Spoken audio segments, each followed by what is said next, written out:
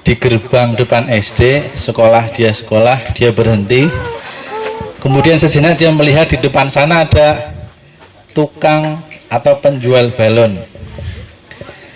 Refleks dia melihat, tak lama dari dia turun diantar oleh ibunya, kemudian si tukang penjual balon itu dikerumuni banyak anak-anak. Kemudian dia mendekat, dia lihat balonnya banyak sekali. Dan satu persatu balon itu diminta oleh anak-anak yang ada di sekeliling tukang balon. Ketika penjual balon itu sibuk melayani balon yang diminta oleh anak-anak, sambil diperhatikan oleh si anak SD itu tadi, kemudian dia bertanya, "Pak, balon yang Anda jual banyak dan warnanya bagus-bagus. Ada yang merah, kuning, hijau, putih, biru." "Iya betul." "Nah terus kenapa nak?" kata si tukang balon. "Tapi satu pertanyaan saya, kenapa di antara balon-balon yang Bapak punya tidak ada balon yang warnanya hitam? Merah ada, kuning ada, putih ada, hijau ada, biru ada. Tapi kenapa di antara balon yang kamu jual itu tidak ada balon yang warnanya hitam?" Sang penjual balon kemudian berhenti sejenak. Dia kemudian berpikir. Kembali si tukang balon itu menjawab, bertanya balik kepada sang anak, "Lalu kenapa nak?" "Bukan masalah hitamnya," kata sang anak. "Apakah kalau balonnya warna hitam, dia tidak akan pernah terbang tinggi ke angkasa seperti balon-balon yang lain?" kata si anak kepada si tukang balon. Kemudian tukang balon itu, apa yang dia jawab? "Nak, yang mampu membuat balon itu terbang bukanlah warna merahnya. Yang mampu membuat balon itu terbang bukanlah warna putih atau hijaunya. Tapi yang mampu membuat balon itu terbang tinggi ke angkasa adalah apa yang ada di dalam balon, yaitu udara." Siapa di antara banyak pasang mata ini yang di dalam hatinya tidak punya cita-cita? Angkat tangan. Semua di antara kalian punya cita-cita, betul? Di antara semua yang ada di hadapan saya punya mimpi, betul? Lalu apa yang mendapat atau yang menjadikan mimpimu itu jadi kenyataan? Usaha datangnya dari mana? Diri sendiri. Apa yang menggerakkan dirimu? Betul, hati. Otak untuk berpikir. Sebelum otak mampu menerjemahkan apa yang harus dilakukan, otak itu perlu dipacu. Siapa yang memacu? Yang memacu berasal dari sini. Yang membuat mimpimu itu mampu menjadi kenyataan bermula dari sini. Halo Mas. Yang membuat mimpimu menjadi kenyataan adalah bermula dari sini. Dan hari ini kalian di antara ratusan anak-anak yang pada malam yang sama dia memilih memutuskan untuk tidur di atas kasur dengan selimut yang nyaman, dengan jaket yang tebal, di depan televisi sambil leyeh-leyeh sambil pegang kopi. Tapi di hari yang sama dan di malam yang sama ini kamu memutuskan untuk menjadi orang yang berbeda. Menjadi berbeda itu baik atau buruk? Menjadi beda itu baik apa buruk? Coba lihat matahari, bulan. Bulan tidak akan pernah jadi bulan kalau dia tidak berbeda dengan matahari. Kenapa? Apakah bulan itu punya cahaya sendiri? Tidak. Bulan kelihatan bersinar oleh karena pantulannya terhadap matahari. Karena dia mengambil tempat yang berbeda dengan matahari, maka ada sebuah perubahan. Dan malam hari ini, kalau kalian mengatakan saya ingin menjadi orang yang berbeda di antara remaja-remaja yang lain, yang malam ini dia sedang menikmati kenikmatan, menikmati liburan esok harinya, dan malam ini saya putuskan untuk bergadang. Di malam yang sama 1442 tahun lahir seorang yang bernama Muhammad. Yang Muhammad kala itu dia menyebarkan Islam melalui satu rumah ke rumah yang lain, sama seperti kita ini. Maka hari ini tepat di hari kelahiran Nabi Muhammad SAW, kita sedang mengulang, memperingati peristiwa itu. Muhammad yang diagungkan banyak orang sedunia, bahkan sampai kematiannya 1442 tahun kemudian, hari ini kita masih menyebutkan namanya dan bahkan berharap pertolongan kepada Nabi Muhammad SAW. Muhammad yang kita agungkan itu, dia memulai dakwahnya semacam ini. Duduk di pojok yang mendengarkan sambil ngantuk, dia paksa. Jangan pernah kau mengatakan saya menuntut ilmu sebelum kau merasakan rasanya ngantuk. Nah, bangunnya di belakang. Ngantuk itu pasti. Tidak ada manusia yang tidak bisa menolak ngantuk. Tapi kalau kamu bertahan dalam rasa ngantuk itu, maka kamu akan dapat menikmati terangnya ilmu. Imam Syafi'i mengajarinya begitu. Dia tulis banyak jilid buku, dia keluarkan, dia tumpahkan ilmunya. Karena saking dia cintanya dengan ilmu, bahkan untuk makan saja dia persingkat waktunya. Yang sering dia makan hanya roti kering. Karena roti kering itu keras, ketika dia makan dia celupkan ke dalam air biar rotinya empuk. Siapa itu yang baru makan roti? Suaranya langsung menggelegar. Ketika sudah mulai pudar, sudah tidak padat lagi, baru dia makan. Untuk apa? Mempersingkat waktu. Kalau dia sudah makan, dia tulis lagi kitab, dia buka lagi halaman-halaman. Dan kebetulan di tanggal ini 28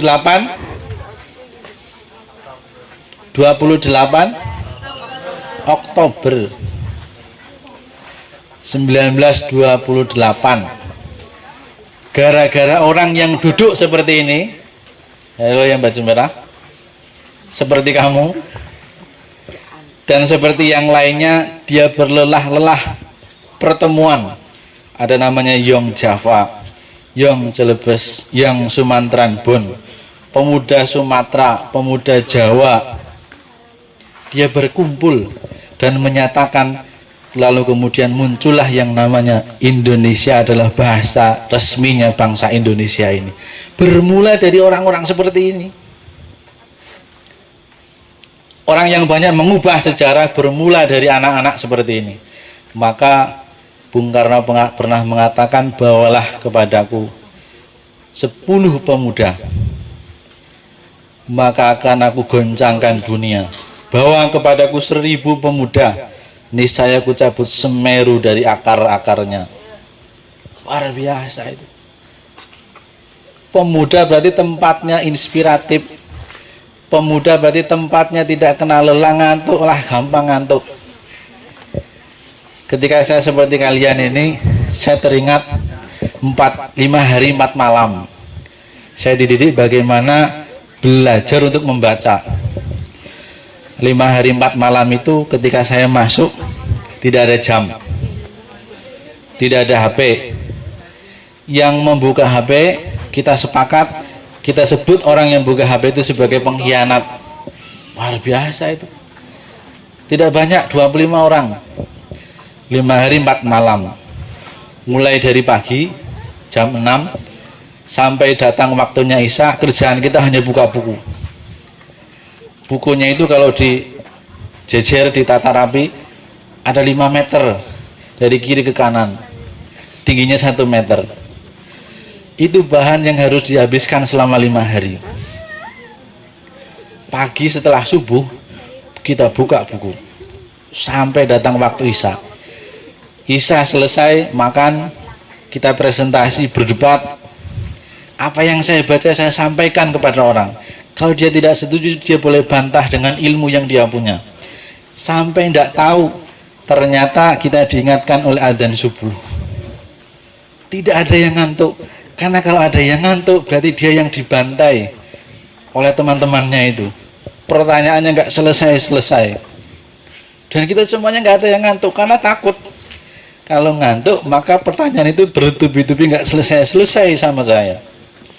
tidak ada jam, kita lupa waktu. Ternyata kebiasaan kita adalah kita sering terjebak oleh waktu. Buka HP, buka buku, saya tidak mungkin membaca lebih dari setengah jam. Padahal kita punya kekuatan yang luar biasa di bawah atau di luar yang kita pikirkan. Satu contoh, kalau seandainya siapa ini? Gilang, saya suruh Gilang kamu lari menempuh jarak 100 meter ke depan. Kira-kira butuh berapa waktu yang kamu butuhkan untuk berlari dari titik ini 0 sampai 100 meter ke depan? Berapa detik Gilang? 10 detik cukup? 30 detik?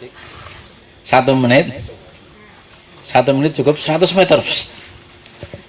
30 detik saya bisa, tapi bisa lebih cepat 10 detik kalau ketika Gilang lari di belakangnya ada anjing yang menggonggong dan ngejar. Berarti sebetulnya dia bisa lari lebih cepat apa enggak? Bisa lari dipecat ya. Dia punya kemampuan melebihi apa yang dia pikirkan. Septian, coba kamu lompati tiang itu yang tingginya 2,5 meter, 2,5 meter, bisa apa enggak? Susah Pak. Tapi bagaimana kalau kamu mengatakan susah itu tadi ketika sebelum lompat kamu dikejar anjing? Teman saya ketika di kampus ada pemilu itu, asalnya dari Medan. Jadi ketika ada pemilu ribut-ribut, singkat cerita dia dikejar sama rombongan mahasiswa yang beda pilihan. Di batas kampus itu ada tembok yang tingginya hampir 3 meter. Sudah 3 meter tingginya, di atas 3 meter itu ada kawat berduri. Tapi entah bagaimana ceritanya, saking dia ketakutan dikejar banyak orang, dia bisa melompati kawat berduri. Sampai kemudian dia di luar gerbang baru sadar, wah kok bisa saya melewati dinding plus pagar kawat yang setinggi itu. Karena rasa takut yang luar biasa. Kenapa itu bisa begitu? Karena ada kekuatan alam bawah sadar. Alam bawah sadar itu yang ada di setiap kalian. Kenapa orang yang sukses itu tidak pernah berhenti, terus berbuat, terus belajar? Kenapa? Karena dia mengaktifkan alam bawah sadar. Dan hari ini kalian sedang belajar mengaktifkan alam bawah sadar dengan kumpul dengan teman-temanmu, terbiasa dengan ilmu, terbiasa mendengarkan, maka akan dibukakan itu saklar power, energi power yang ada di dalam hatimu itu. Kalau sudah hatinya dibuka, maka akan timbul yang namanya kemauan. Kemauan itu kemudian akan meluas kepada anggota badan, akhirnya timbullah perbuatan. Kalau perbuatan itu terus berulang, dilakukan paling tidak sedikitnya 30 kali, 30 hari kamu melaksanakan itu, maka akan jadi sebuah karakter. Si baju merah siapa ini? Pitung. Siapa nama Mas? Farel punya kebiasaan 5 menit dia buka lembaran buku di rumah. 5 menit, cuma 5 menit. Yang lain ada setengah jam mampu, dia cuma 5 menit. Yang lain ada yang 1 jam, 1 hari mampu. Farel cuma 5 menit. Tapi hari ini 5 menit dibuka, ada tetangganya lewat, Farel sedang baca buku, padahal 5 menit. Hari besoknya diulangi lagi 5 menit. Hari ketika dia ulangi lagi 5 menit, tetangganya lihat kok lagi buka buku lagi. Besok malam, paginya tetangganya lihat depan rumahnya Farel, dia ada di depan, di tempat yang sama, lagi buka buku. Sampailah dia di hari ke-30, dan Farel tetap konsisten 5 menit tiap hari, 5 menit tiap hari, 5 menit tiap hari, tidak banyak-banyak. Maka orang akan mengatakan, oh ternyata dia adalah seorang pembelajar yang konsisten. Sedikit, tapi dilakukan berulang kali, maka akan jadilah itu seperti apa yang kamu inginkan. Tiap hari ada Maimunah, wajahnya ya biasa-biasa sebetulnya, tapi 5 menit dia selalu dandan di depan jendela kaca di samping rumahnya. Tetangganya lihat tiap pagi. Pagi saya lihat jam 6 ada Maimunah di situ pojokan. Padahal cuma ngaca itu, nggak pakai bedak, nggak pakai lipstik. Besoknya tetangganya melirik ke rumahnya, lewat jendelanya itu ada Maimunah di depan cermin. Sampai hari ke-30, apa yang dikatakan sama tetangganya itu, oh si Maimunah ternyata orang yang suka dandan. Nih senangnya dandan kalau pagi. Kenapa tiap pagi kerjanya cuma di depan cermin? Padahal cuma 2 menit itu. Barangkali pas waktu itu cuma melirik cermin saja, tapi tidaklah ada orang lain yang melihat itu. Maka akan jadi karakter yang nempel di kamu. Ini anak laki-laki yang ada di depan, senangannya ngaji. Tiap ada agenda pengajian dia selalu ikut, tidak pernah absen. Maka orang akan mengatakan, oh ternyata si alim itu adalah anak yang soleh. Buktinya apa? Tiap ada pengajian dia selalu ikut. Padahal ketika datang pengajian duduk di pojok ngobrol sama temannya. Tapi orang di luar tahunya, wah luar biasa ini. Dia pribadinya sip, setiap ada pengajian selalu didatangi. Bahkan pengajian ibu-ibu dia datang. Karena saking rajinnya. Padahal cuma ngasih aqua, ngasih snack. Nah, anak-anak semuanya, teman-teman semuanya, ini yang kemudian Pak Hanif ingin sampaikan bahwa ini adalah cara kita mengaktifkan alam bawah sadar. Di Ikatan Pelajar Muhammadiyah, kalau yang tadi disampaikan itu, teman-teman akan belajar itu. Bagaimana cara menjadi dirimu. Kalau orang Arab mengatakan kun anta, be yourself, jadilah dirimu. Nah, kayak apa nih kamu nih? Si Alim, si Tian, si Farel, si Ferry, dia akan terlihat bagaimana walaupun dari jarak 100 meter. Dia akan tahu ini nih si Alim nih. Ini Ferry ini Tian ini. Nggak usah sebutkan namanya. Nggak usah ngomong, nggak usah bersuara dia. Tapi dari gelagatnya, dari tingkah lakunya orang sudah hafal. Kenapa? Karena ada stempel yang biasa dia lakukan itu. Anak-anak, teman-teman semuanya, sebagai penghujung di selingan ini sebelum nanti dihibur oleh artis Korea, saya ingin berpesan bahwa tiap hari di pagi yang sama ada seekor harimau yang bangun. Lalu ini terakhir, ada seekor harimau yang bangun di pagi hari. Dia ketika bangun dan berkata kepada dirinya, saya harus bangun lebih pagi, dan hari ini saya harus bangun sepagi mungkin. Kenapa? Kalau saya tidak bangun sepagi mungkin, maka saya tidak akan pernah dapatkan buruan untuk saya makan. Kalau saya tidak makan, itu artinya saya mati, kata harimau. Dan di pagi yang sama, di pagi itu juga sang rusa mengatakan, saya harus bangun lebih pagi daripada harimau, atau bila tidak dia akan menerkam di tempat di mana saya tidur. Harimau dan rusa adalah pemangsa dan yang dimangsa. Di dalam kehidupan, kalian mau jadi pemangsa atau yang dimangsa?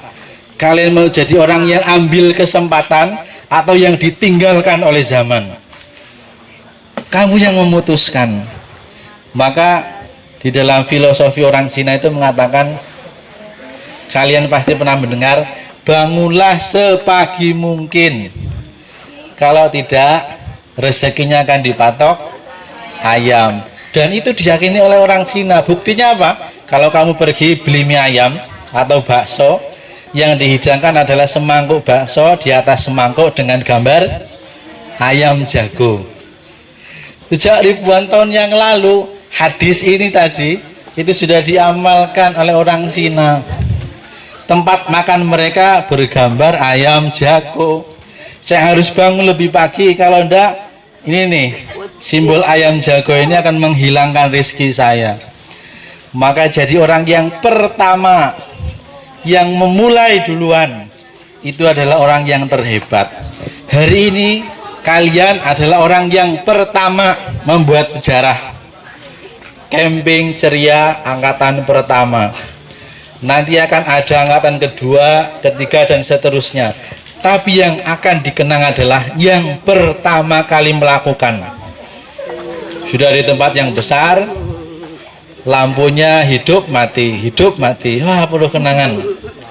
Habis itu anak perempuan masuk ke tenda-tenda kecil, satu tenda isinya 6 orang, padahal anaknya kecil-kecil semua.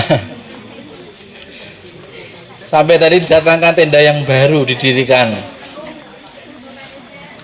Sholat harus pergi menjauh, makan harus dengan rumputan, tapi asik tempatnya.